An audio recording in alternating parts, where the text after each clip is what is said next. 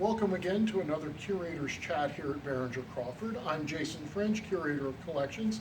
Today I wanted to talk to you again about the 1919 Reds and their World Series championship. The exhibit that we've had here for some time it's expanded and we've moved it. So if you've not had a chance to see it, we really would encourage you to come and visit. You're going to see things here that you probably will never see anywhere else. It's pretty exciting. The Reds were quite the team in 1919. They were a very good team. They kind of get lost in the controversy with the White Sox and some of the Sox throwing games.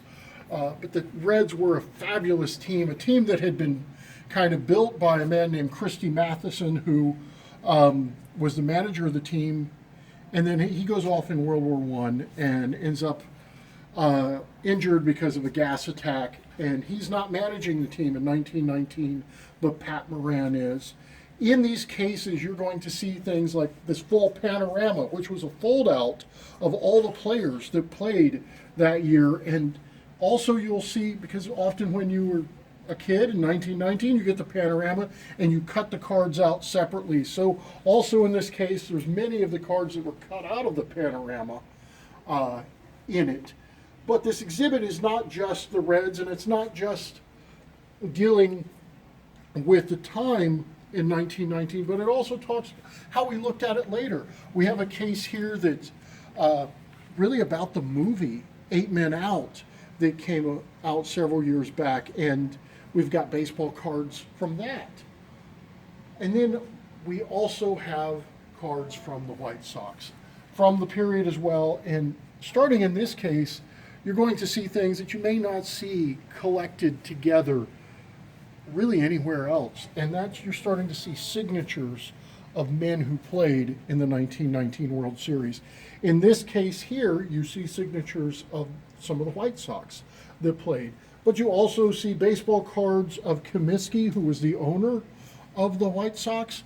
And there's even a card in this case of Comiskey from the 1880s. So it's kind of fun to see these items you just don't see anywhere else. And in this case, we're very proud of this case. This case has the signatures and autographs from 12 of the Reds that played in the 1919 World Series, plus the owner of the Reds. And within this case, even though you've got 12 individual signatures, or 13 counting the owner, there's actually multiple copies of some of these signatures. So it's a really great case that you get to see not only baseball cards, but the men's handwriting, letters. Sometimes it's on checks or it's on postcards, and it's just really kind of an intimate way to look at the Reds from 1919. And it's something we're very excited about. This exhibit is going to stay up through the World Series this year, and we definitely recommend, if you get a chance to visit, come and visit and see this. You're not going to see these things anywhere else. Have a good day, and thank you.